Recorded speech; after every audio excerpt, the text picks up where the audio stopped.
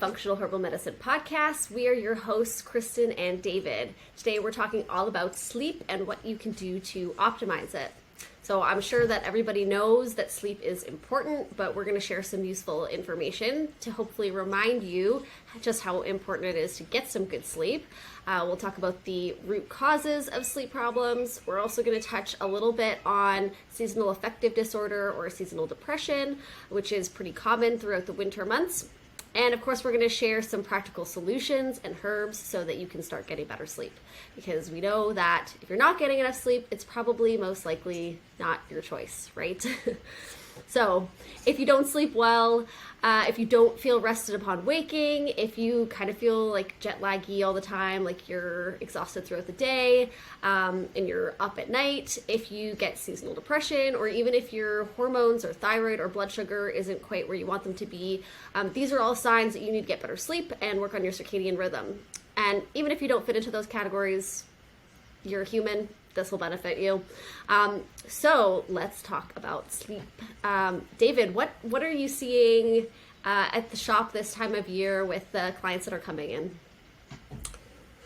Yeah, I mean, usually this time of year we expect a lot more sleep formulas, even stress and anxiety type formulas, which obviously influence sleep. And I'm not seeing a ton of it actually, but I did have a client come in, and this has been a common pattern that's been popping up here and there. But I have a client that currently is recovering from COVID or coronavirus, and their sleep is way off. And I don't know, like looking at it, we'll talk about it further down on the list of like root causes, but I have a feeling one of those is a root cause, and you talk a lot about it.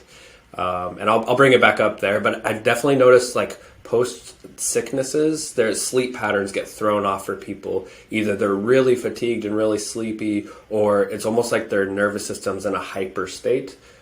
And we'll talk about the root cause on that. So what I've been seeing recently is actually people recovering from this cold and flu stuff that's been going around. Whether it's COVID or not, I don't know, but it's definitely throwing people's sleep off, where they're either super fatigued or they're not being able to sleep even though they're tired.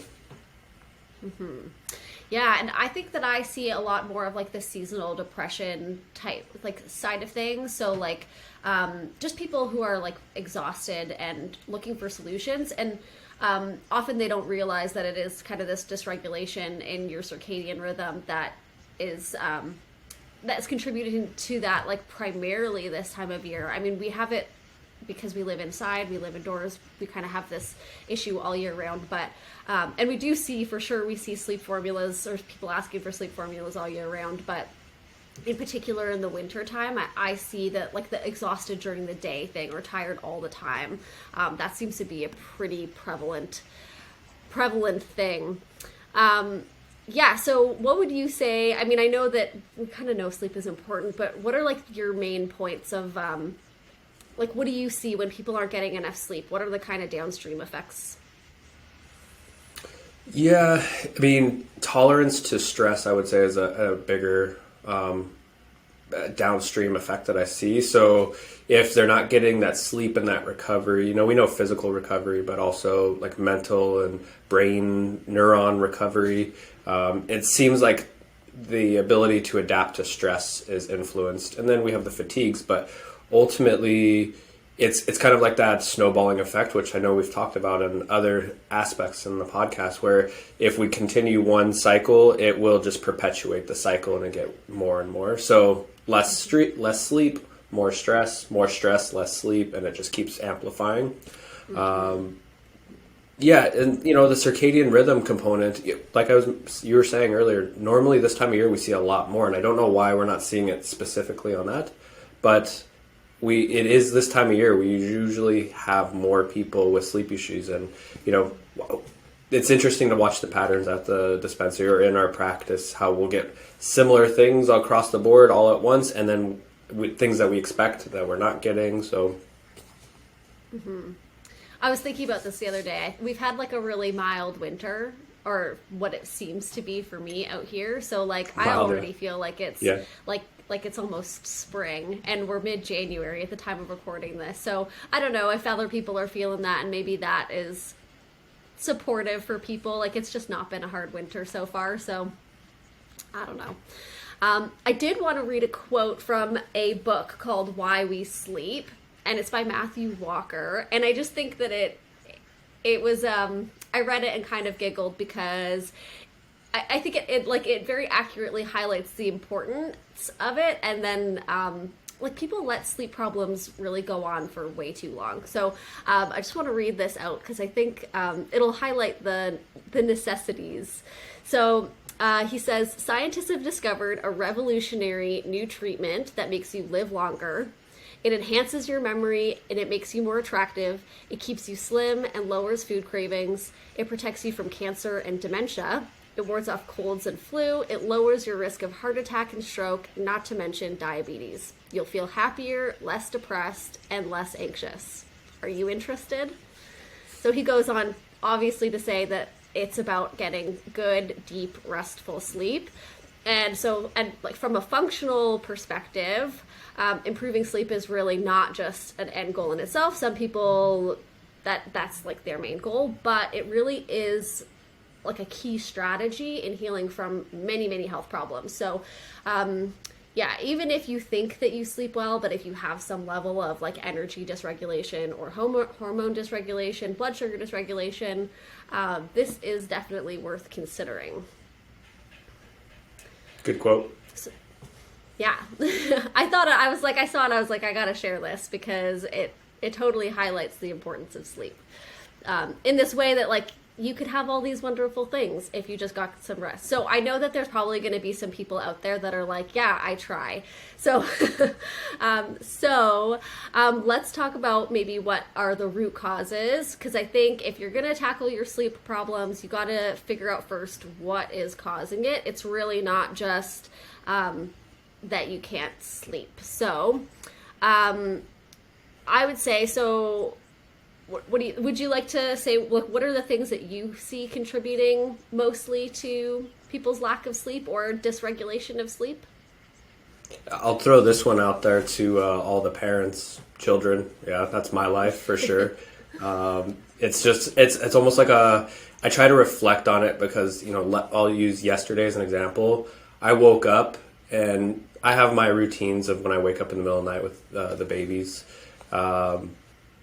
But I woke up yesterday morning, I'm like, I slept through the entire night last night. And that means my daughter slept through the entire night. So lack of sleep, I'll throw one out there to the parents, like what it's probably just part of our path and part of, our karmic cycle that we need to get this lack of sleep for now. So we sleep better in the future. But the one I want to touch on that's on your list, and I'd like to hear kind of some of your perspectives on, is the histamine and allergies. Because that's your specialty, your forte. And I feel like with the rebounding of sickness, COVID, post-viral stuff, I feel like that's the reason why they can't sleep is because of a histamine response. Like their body's still hyperactive. What are your thoughts on that? And maybe you can help break it down further. Definitely. That's a common one. I think it's more common than people even think. Like it's definitely related to the post-COVID fatigue or the post-viral syndrome. If you're curious to hear more about that, we did talk about that in episode 5, I want to say. So go check that out. It's like our part 2 of our colds and flus. We talk about convalescence and recovering from like a post-viral fatigue. We talk about mast cell activation syndrome there. Histamine is a neurotransmitter. It's not a good or a bad thing. Well, it's like we need it in our body. It's part of us, like a part of our signalers that send signals around the body to let other cells know what's going on. So histamine tends to be one of these things that's released en masse so that it tells your body something's going on. We need to, start the inflammatory cascade so that we can deal with whatever is going on. Histamine tends to build up throughout the day. You can get it from foods. So there are histamine containing foods. There are also foods that stop the breakdown of histamine, or there are foods that, and this is true of probiotics too, so there are foods and probiotics that feed or contribute to bacteria that produce more histamine. So there's kind of lots of ways that you can have an excess or like an excess of histamine, and really it's It's that we can't get rid of it as fast as we are taking it on. So what happens is, like, throughout the day we build up our histamine, and then at night it's at its maximum. Also, like, our mast cells tend to kind of dump their contents, which is where histamine comes from, in the evening time. And it is a stimulating thing. So you can feel it sometimes, like on a really big histamine response. You'll almost hear like your heart beating in your ears. Like you'll feel like a high blood pressure at night, or you'll feel all of a sudden stimulated and agitated. So histamine is not just a post-viral fatigue thing. It is something that you can, like, if you have any sort of liver congestion, which is super, super common.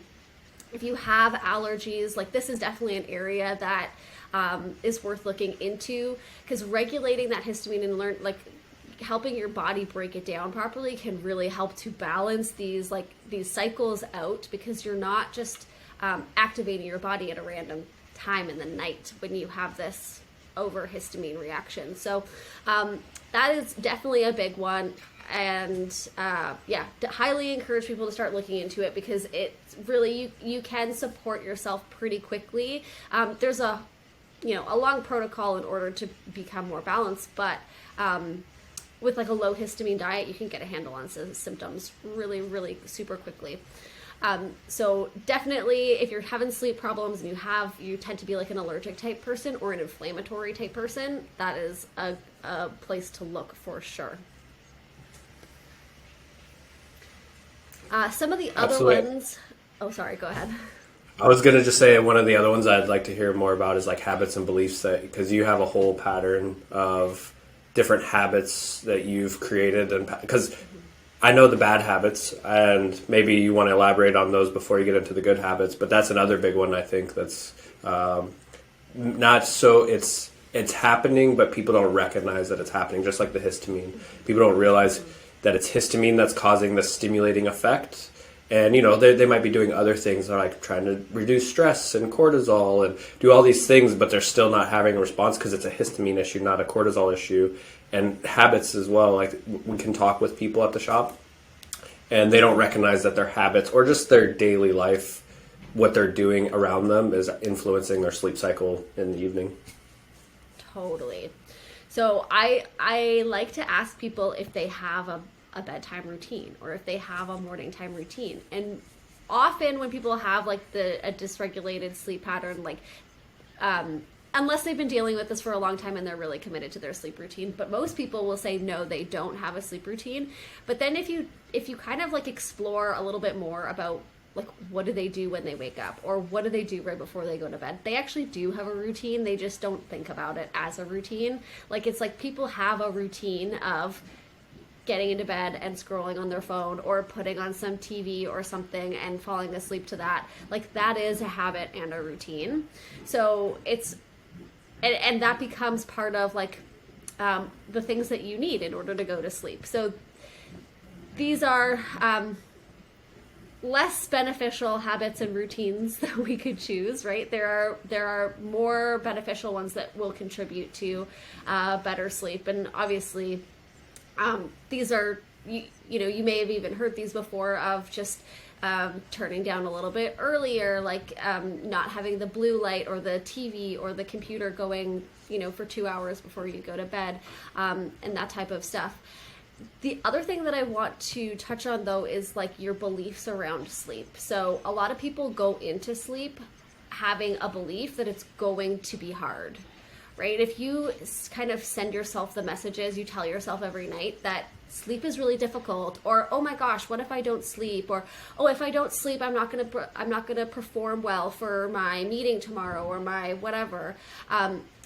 These thoughts are counterproductive towards sleep. So we need to somehow find a way to break these routines and break the beliefs, and put in brand new habits and brand new beliefs that are more supportive for sleep, and that essentially, help you kind of shift into a more balanced way of being that gets you the results that you really are looking for. Yeah, that belief component's a big thing that I didn't even recognize years ago I was doing, but I would create my problems with sleep by just stressing about that I wasn't going to sleep and what I had to do the next day. And nowadays I'll wake up in the middle of the night, with the baby or whatever, and I won't feel tired anymore. I'll be like, oh man, I'm going to be tired tomorrow. What I end up doing is like, I just tell myself, like, you'll eventually fall asleep. Like, it might not be right now, you will eventually fall asleep. And then it's almost like no time that I actually fall asleep. But it's almost like I'm setting that pattern, that vibration to fall asleep versus like fighting. Almost like when you tell somebody to think about a pink elephant, don't think about a pink elephant. The first thing that they're thinking about is a pink elephant. So by telling yourself, I'm going to have a hard time falling asleep, you're setting yourself up for having a hard time falling asleep. Mm-hmm, totally. And it's like, even like the people who they say, oh, I don't ruminate at night, but then they're laying in bed worrying that they're not falling asleep. Like, that is a type of rumination. It's like there's a pattern, like almost like you've wired your brain to, when you lay down in bed, to now start thinking these thoughts, right? It's like neurons that fire together, wire together. So if you are constantly laying in bed going, oh, I'm not sleeping, oh, what if I don't sleep, or like kind of having a sleep anxiety, it's becoming a habit and a pattern that now we have to rewire. So if you're okay with it, I'm going to list some of the other ones that I think are really key root causes. We won't have to go into them as much, but these are, like, if you're consistently having sleep problems, these are areas that are worth checking out for you. Or if we were to work with clients, these are areas that we'd be looking into to help balance, as well as providing sleep support, like direct herbal sleep support. So one is your gut. If you're eating too late, if you have a tendency for acid reflux, this can essentially, like, a gut irritation can cause shifts in your like serotonin production. So you may be having actually too much serotonin production in your gut at the wrong times.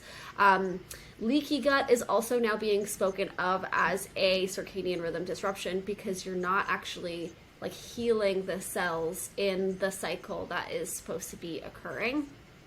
So gut can be related to sleep, as well as sleep disruptions can cause gut issues. Physical pain, obviously, if you're like physically in pain, you're laying in bed aching, that is going to be it's going to be a hard time falling asleep. So we would use probably pain relieving herbs, antispasmodics, muscle relaxing type herbs in order to support you through that. Breathing can be a big issue for people. So if you struggle with sleep apnea, you likely are not getting very good sleep. But there is like a large spectrum. So, I mean, I've known people that have gone and gotten tested for sleep apnea and come back and said, oh no, like there's no sleep apnea. But when you look at the chart, like they're literally not sleeping. So there's like a threshold at which they diagnose you, and you can be right up to that threshold and not actually cross it and not be diagnosed. But obviously you're having sleep issues. And what happens when you if you're like doing a lot of mouth breathing, if you can't breathe well during sleep, what happens is your body doesn't start producing something called antidiuretic hormone. So you actually are like you're up peeing in the night because you don't have a stop on the like the diuresis pedal, if you will. The other thing is, like, if you're not breathing well, you're not getting into your deep REM sleep, because your body will wake you up if you ever stop breathing, which is a good thing. We want to live through the night, but that means that you're not getting into your deep REM sleep. Blood sugar issues can show up similarly. So like you are like waking regularly throughout the night can actually be a result of hypoglycemia, and essentially, all of this comes down to like a circadian rhythm disruption and causes cortisol dysregulation. So if you are like, you're kind of awake at the wrong times, or you're sleepy at the wrong times, that's what cortisol dysregulation really feels like. And yeah, so if you are one of those people who wakes up to pee a lot, it's actually probably not a bladder thing. like you could have bladder irritation and you could be drinking too many fluids. Most people who wake up in the middle of the night to pee are already not drinking a ton of fluids because they're conscious of this. So for the most part, it's usually because you're sleeping lightly and you are actually never getting into your like deep REM sleep, and that's where that antidiuretic hormone gets turned on. So if you're waking up to pee, or like that's what you associate with your sleep disruptions, then go back and listen and like kind of do a little checklist in your mind of like, are any of these previous things, these root causes that we mentioned, could any of those be true for you? Because those are, that's probably what's keeping you up, that makes you feel like you're peeing all night.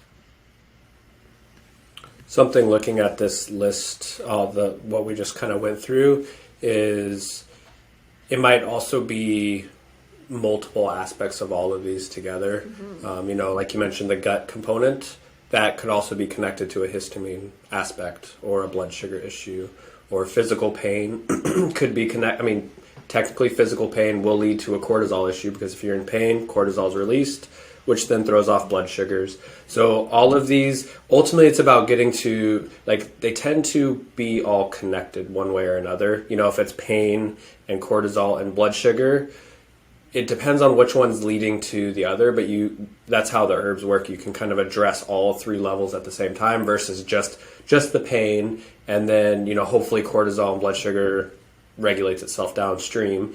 The herbs you can use for physical pain, and then also like restore the adrenal glands and anti-inflammatories, and then blood sugar is downstream, or you change habits with your diet to address blood sugar. So yeah, all these can kind of be interconnected. Habits and beliefs are kind of more, that's more our doing to ourselves aspect, right? Like we have our patterns more, probably a lot of the habits are more soothing, in the sense like we're finding ways just to turn off for the night, and that might be a habit that's actually not beneficial for sleep. But ultimately, habits and beliefs kind of are our own influence, and then these other things, based off of our diet and lifestyle, can be adjusted and changed as well.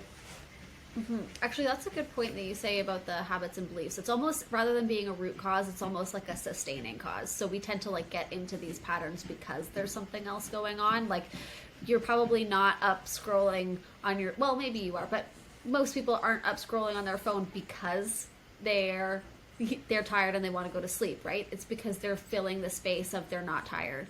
So it's probably more of like something that, like, the habits and beliefs are something that keep the sleep problems relevant. They keep them coming versus like actually causing it in the first place.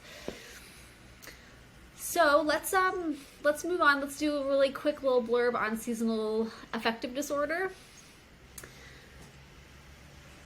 So how would you describe it, David? Yeah, it kind of ties into the last point we made with root causes. It is circadian rhythm based. It's the change in the seasons, and obviously in the term seasonal affective disorder. As we move into the fall and winter, the light gets less, and then in our internal regulation of that, or our internal rhythm, is thrown off. And I wonder, a lot of these issues that we deal with in the West, we can talk about hormone irregularities, blood sugar irregularities, sleep, circadian rhythm irregularities, and I wonder if it's at its root the disconnection from nature ultimately. Like, would we have as much seasonal affective disorder if we were outside all the time in daylight during the summers, and then the winters, our body would naturally regulate that way? But we're not. Most of us are indoors all the time. We're getting synthetic light. We're staring at synthetic light as we watch this podcast, for example. So a lot of this is part of our dysregulation from nature, in my opinion. And part of like returning it to nature will be the response. But ultimately, that's what I see with circadian rhythm, is it's our dysregulation with the natural cycles of the world.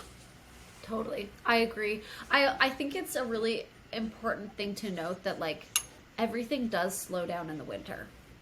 We live in a northern climate, and the days are short, and that is like things slow down in the winter. So the fact that you are less tired or less energetic or less outgoing in the winter, that's part of that is completely normal, right? And I think that actually the problem with it is not that you're tired in the winter, it's that our society doesn't let you be tired in the winter. Like our lives don't change in November, December, and January. Like we sort of just carry on as normal, right? But our bodies actually need different things. Like it's okay that you're less energetic, and it's okay that you're less outgoing, and just part of that is totally normal.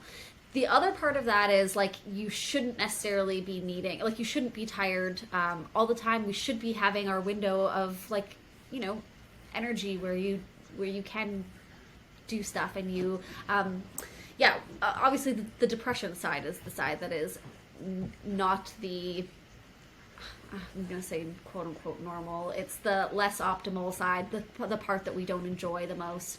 And I would say that there is some level of that is circadian disruption, because we're under so much artificial light and we're not getting the normal signals. Like it gets dark at what, like 4:30, maybe this time around 5 here. Yep. So it's like from 5 o'clock, like unless you go to bed, you know, at 6, like the vast majority of your evening time is going to be under artificial lights.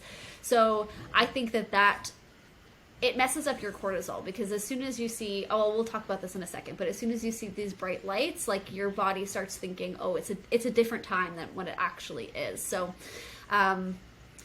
so if you feel a little funky in the winter time, like remember that, one, that's okay. Like it's okay to let yourself rest in the winter, and two, like it's just an ask from your body to like pay a little bit more attention to like what you are, like how you're stimulating it. And that is like, we're talking about light as being the main input with that.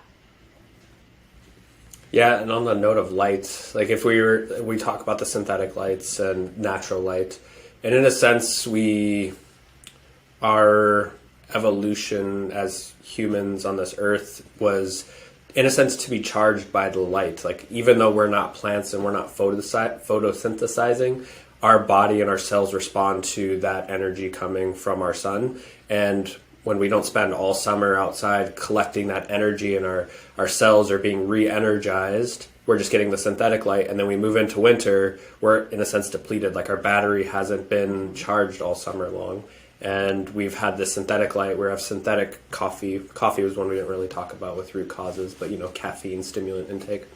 So that aspect of synthetic light versus natural light, and I think it gets to the roots. Like if people recognize that it was normal to be tired and a little bit slower in the winter, it's when it gets to that pathological aspect where it becomes depression, when it gets really far. And even making seasonal affective disorder a disorder kind of plays into what you're talking about of a society that doesn't accept a time of year where we kind of slow down and rest. Mm-hmm. Totally. So let's, we've talked a lot about circadian disruption, and if it's okay with you, I would like to talk about like a little bit what that actually is in the body, and like what's kind of the mechanism of what's going on, so that we can talk about like how we heal it, how we support ourselves to balance our circadian rhythm out. Does that sound okay? Totally. Okay, cool. So, we all have an internal clock, right? You've heard this idea. So, I see this with my dog. He just like knows what time it is, right? Like he just knows that it's time to get up, or he knows that it's time to eat. He doesn't know how to read a clock. So he has this internal clock, and he just knows how to orient his day with that. If you've ever traveled, you might have experienced jet lag, or even like our daylight saving. So twice a year when the clocks change, there's an adjustment period where you kind of feel a little bit wonky. Like these are circadian rhythm disruptions. This is your internal clock being disrupted. And our whole body actually works on a circadian clock. So from the moment that you wake up your body is searching for a signal, specifically a light signal that tells it what time it is and what hormones should be produced, or what hormones should you turn on or off. So I like to think of it kind of like the conductor of the symphony in your body. So if you think of like an orchestra, there's all these different instruments, right? These different groupings of instruments, and they all play something slightly different. Like they all have either a different different tones or different notes that they're playing. It all sounds, if you were to separate them, they'd all sound a little bit different. But when it comes together, it makes this beautiful song, and everything kind of works perfectly together. If one of those instruments was off beat or off key, it would change the way the whole song sounds. Or if the conductor, right, if the conductor is kind of not able to coordinate everything, then it changes the whole song, and it doesn't sound harmonious. It doesn't sound good anymore. So you can think of this like your circadian rhythm. Every single cell in your body has a circadian clock, and like we were talking about the artificial light thing earlier. Like if you don't believe this, then just go look up anything about photobiomodulation or red light studies. There's maybe 10,000 studies on red light that shows you how your cells will respond directly to light. So light really helps. It helps every cell. The circadian clock in every cell helps your cells figure out when to use energy, when to rest, when to repair DNA, when to replicate DNA. And all of your cells will do this at like different groupings of cells, right? We have differentiated cells. So your stomach cells do this differently than your skin cells, for example. And so when things are signaled and timed correctly, you feel good. And then when you're getting signals that are incongruent with your like a correct circadian rhythm, then you feel off and you start to get symptoms. So, and we've talked a little bit about what that looks like, but you know, the disrupted sleep patterns is one of them, but also hormonal imbalances, like from reproductive, thyroid, and cortisol, gut problems, including leaky gut, like I mentioned earlier. And this can even contribute to like dysregulated hunger signals and really sticky like weight gain or weight loss resistance. And yeah, so, and of course we've said, like, if you're not sleeping, you're not repairing well. And then the downstream effects of that are huge. So, like I said before, light is the major signal that we're working with. And it's not just on your skin. It's also in your eyes. That's actually our first signaler. So like we have an area in our hypothalamus that is like that's the conductor. So it gets the light signal and then it sends the signals everywhere else to say, okay, this is what we're doing.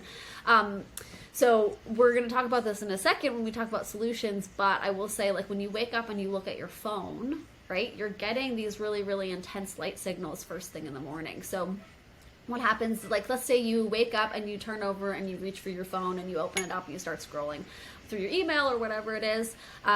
Your phone is super, super bright and it's sending you like noon signals. So you wake up and you're essentially sending the signal to your brain that it's noon. And so your body starts producing a noon amount of cortisol at 7 a.m. And then all of a sudden it dysregulates you for the rest of the day because that will affect your blood sugar. That'll affect your, like the serotonin and melatonin and dopamine and tryptophan. Like it'll mess with all of those signaling hormones that kind of set you up for the day. So what do we do? What do we do now? Let's talk about herbal solutions first, because I think we have talked about some holistic other stuff, and we can kind of list that in quickly at the end. It's probably stuff you've heard before. So let's talk about the herbal solutions first. The one that's come on my radar recently, because I've been, as herbalists, we revisit herbs over and over again, and like new things pop out at us.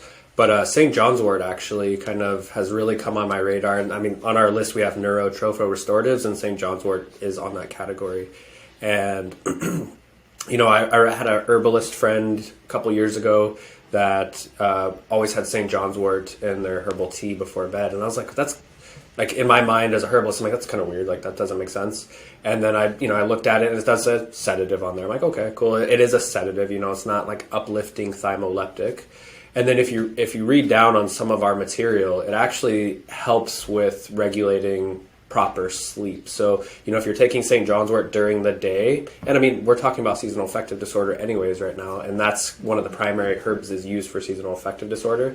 But St. John's wort specifically helps with setting the tone for evening. And with the caveat, if we are doing a lot of the bad habits, drinking coffee at 6 o'clock in the evening, whatever, don't expect to take St. John's wort 3 times a day and your circadian rhythm's going to be back in check. A lot of this herbs help, but a lot of this takes personal responsibility, takes lifestyle changes, and it's a step process, one step at a time. But St. John's wort, has come on my radar recently. And skullcap, I would say those are my the neurotropho restoratives. Those are the two that I kind of like personally lean on in clinic, and then for myself. Mm-hmm. So, if someone's not familiar with the term neurotropho restorative, how would you describe that for them? I always the one thing I love about what we did in college is learning the root words and like what they mean. So, if you look at neurotropho restorative, you kind of break it down. Neuro means nervous system, neurons, that's kind of the root, the nervous system. Tropho is like the body, like trophic, the system, and then restorative. So it's the nervous system restorative. And not all herbs fall in that category. So we have like St. John's wort, skullcap, verbena tends to get put in that category. I want to say Damiana, and then other, adrenal gland tonics have actually been put in that category. Do you have others you would add to that category? I think milky oats would be in there. Maybe bacopa. Definitely. Even. But yeah, I think those are great, and I think they're like super important over time. So a lot of these, like, you're not going to take them once and they're going to solve your sleep problems, but over time they will restore your nervous system. And St. John's wort is an awesome one too. It is an unconventional sleep herb, but it's like in studies it's supposed to boost your melatonin, and also it's been said to like help with sleep disruption, or what's the word I'm looking for? It's like when you if you get to sleep fine, but you are waking up through the night. So like if you get to sleep just fine, you wake up, or you wake up really early and you're like, 3 a.m. and you're like, oh, I'm ready for my day. This is where St. John's wort, and even this is an unconventional sleep herb, but Vitex has been said to help in that same way. So helping people stay asleep versus it's not a heavy sedative, it won't get you to sleep, but kind of helping to regulate the melatonin and getting you into the REM sleep throughout the night. And so essentially improving sleep quality. So the next thing we've got here is circadian rhythm herbs. So I would say ashwagandha is probably like my favorite one there. It's like you can take this, in the morning, all throughout the day. It'll help to reduce your cortisol, so helps with that cortisol dysregulation, and again over time helps to balance the sleep-wake cycles. Any other circadian helpers?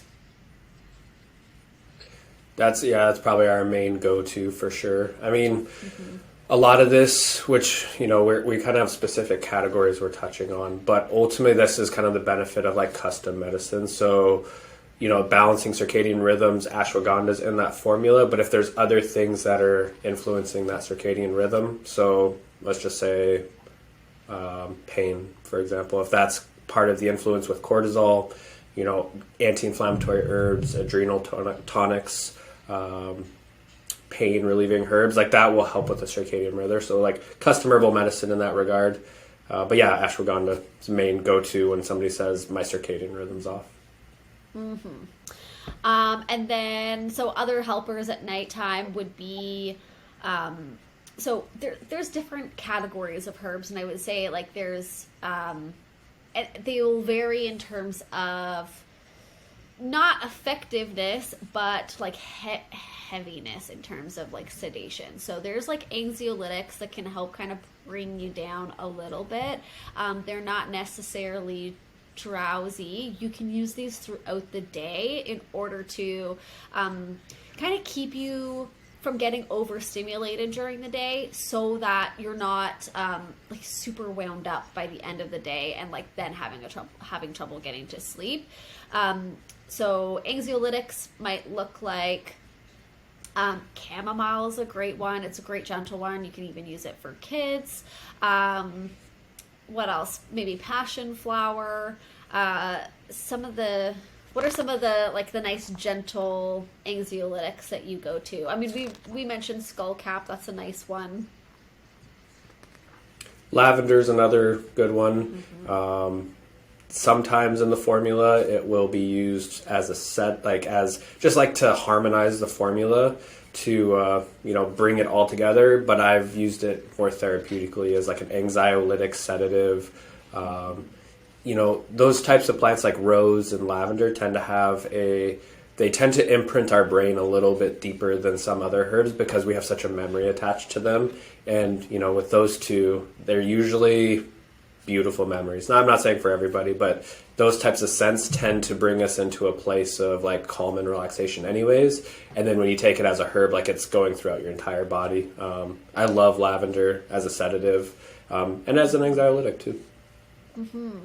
And like you used the word sedative, so I would say like sedative is even like so anxiolytic, I don't think of making you sleepy. I think of kind of bringing you down to a more balanced level. And then I think of sedative as being like a heavier, like kind of bringing on a drowsiness. And then we also have hypnotic herbs. So these are the ones that are they're the based on the name, I'm sure you can kind of tell, these are the ones that are going to push you into sleep a little bit heavier, as well as they're the ones that are more likely to potentially give you some drowsiness upon waking, or even, like, these are the things that you don't want to mix with sleeping pills. If you take sleeping pills, stay away from the hypnotics. And I think that would look like, for me, like Jamaican dogwood, maybe wild lettuce, I don't know, like hops is, I would say, in the sedative, maybe passion flower and hops are in the sedative category, so not as heavy as those.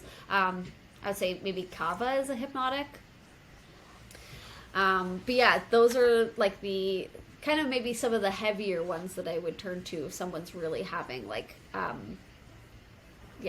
bad sleep problems and they need some extra support.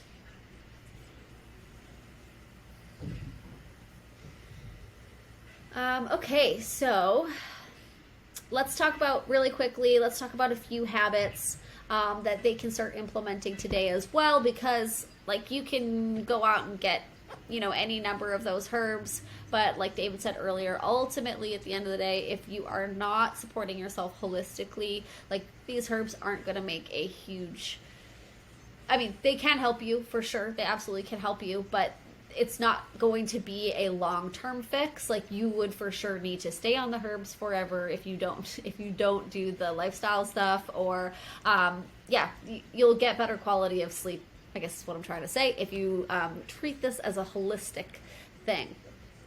So some of the other things you can do, like we talked about the light, so pay attention to your light signaling. That is like the main thing. The main takeaway from this episode is pay attention to your light signaling. Don't use the phone when you first wake up or when you are trying to get to sleep. Stop your screen time like 2 hours before bed. Really, like the phone one is a double whammy, because like I don't know the last time I looked at my phone and it told me that everything is fine. It's like, no, panic, the world is ending. So, be conscious about what you're consuming before you go to bed or as soon as you wake up. Consistent sleep schedules are helpful, and like the bedtime rituals or even morning time rituals, right? So things that stop you from reaching for your phone, like fill those gaps in healthy, productive ways versus sitting and scrolling. don't eat before, like right before going to bed. Alcohol is a big sleep disruptor, even though like it feels like it initially promotes sleep. Studies have found that even just 2 glasses of wine with dinner is enough to reduce sleep quality by 40%. Like you're losing almost half your sleep with just 2 glasses of wine. Keep naps short, and then use your bed for sleep. Don't watch TV in it. Don't eat. Don't do exciting things in your room, because then you associate it with exciting things. So, and then of course make sure you're cool and comfortable. And one last thing that I want David to add in here is, what do you do when you've got kids that don't sleep through the night? You just do. There's movements out there. There's all different techniques for parents to get better sleep. Like with my wife and I, we choose a different path. We co-sleep. So there's lots of studies that show co-sleeping is actually really bad on sleep for the baby and the mother. We take more of the holistic natural approach, which is, it's only in recent day and age that we had 3-bedroom houses and the 2-year-olds down the hallway in their room and the 1-year-olds in the crib down that way. Most of human history, we had one room that we were all in, and we all slept in the same bed. And we take the approach of like a very gradual process. So we sacrifice our sleep ultimately, and don't mean that in like a humble bragging way by any means. That's our path. We choose to do it. We get rest where we can. And then we get those one night, like it's almost, we get the lack of sleep for a period of time, and then you get those nights like I had last night or the night before last, where I slept through the entire night, and it's almost enough to get me through the next couple months. And eventually, I just picture it, ultimately that will change over time. And, I take my herbs, I take my adaptogens, I take my nervous system restoratives to kind of maintain, but I at this time just make sure that sleep is it's just something we get when we can get. Have you ever used herbs with the kids? Like, have you ever given them sleep stuff? Totally. I don't take the conventional approach on it. I don't just sedate my kids to sedate them by any means. But, if like our daughter just recently had a cold, it was a pretty tough one for her. And she's post-viral. She's uncomfortable. Her whole system's been thrown off. And so, I'm doing a little bit of chamomile to help soothe her tummy, because she's just starting to eat again. And so I know that's kind of sedative and relaxing. So we definitely, when the time is right for it, like if my son's a little bit more anxious for some reason, something's kind of put his nervous system in an anxious state, for sure we'll do herbs, but not something that I'll do regularly. And I don't suggest other parents do regularly. Just kind of listen to the children, listen to what they need. Sometimes they need a little bit more. Sometimes they just need a cuddle and some more love, for sure. Yeah, and for reference, like, how young is too young? Because I know your daughter is about 1.5 at the time of this recording, right? So, just for parents who are, need some extra help with their kiddos, like, how young is too young to start on herbs, or what do you suggest there? Definitely. My son was on herbs at 2 or 3 months old. He had colic, so it was, pretty much since he was alive, he was on herbs, and we were also having Andrea drink herbs, so it was going through the breast milk as well. Ultimately, it's more about dosage in that regards. Like when he was 2 or 3 months, I made glycerins for him, so I was making chamomile glycerin, and as he got older, we moved into tinctures. However, even tinctures at a very young age are safe if it's a proper dose. So we have this weird thing in our society where we're kind of, alcohol's dangerous and don't give it to children, but then parents will do other things like, oh, well, it's just a little bit of Advil. And I'm not judging parents by using Advil. I've used Advil when it was necessary for our children. But it's just interesting, the psychology of it, that, we better stay away from tinctures because it's alcohol, but then it's okay to do a non-steroidal anti-inflammatory. So yeah, herbs are totally safe.